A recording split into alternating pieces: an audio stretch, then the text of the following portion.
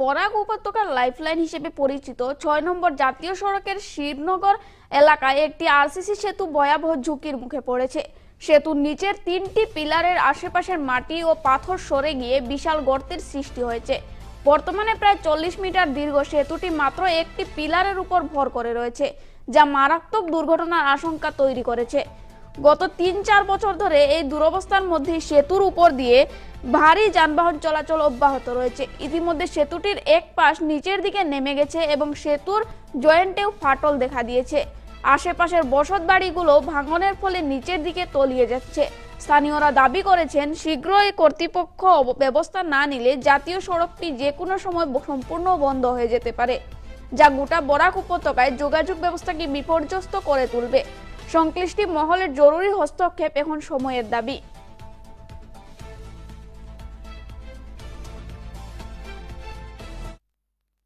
বিগত প্রায় 2-4-5 বছর আগে থেকে এই ব্রিজটার কন্ডিশন খুবই খারাপ।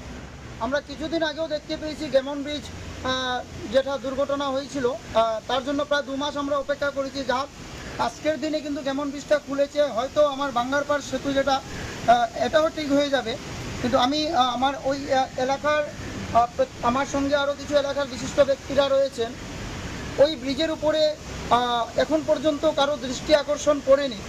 আমি সংবাদ মাধ্যমের মাধ্যমে আমি আমার ঊর্ধ্বতন কর্তৃপক্ষ এবং আমাদের মাননীয় মুখ্যমন্ত্রী এবং আমাদের বরাকবেলির মাননীয় মন্ত্রী মহোদয়গণের কাছে এটাই দৃষ্টি আকর্ষণ করে বলতে চাই যে আমাদের এই যে এমবিআই গেটের পাশে অর্থাৎ শিবনগরের পাশে যে ব্রিজটি রয়েছে, এটাই কিন্তু একমাত্র আমার এই বরাকবেলির লাইফলাইন বললেও হয়।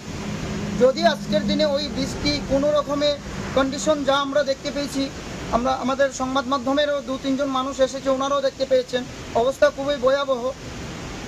যত তাড়াতাড়ি সম্ভব এই বৃষ্টি মেরামত করার জন্য আমি সরকারের কাছে এবং ঊর্ধ্বতন কর্তৃপক্ষের কাছে আমি ধরালো দাবি জানাচ্ছি।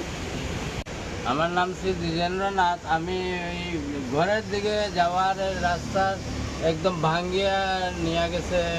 বর্ষার সময় বৃষ্টির লগে লগে ভাঙ্গে বৃষ্টির লগে লগে ভাঙ্গে, ঘরে যাইতে পারে না, এরকম অবস্থা। একদম ব্রিজের নিচ পুরা মাটি নিয়ে গেছে জলে, একদম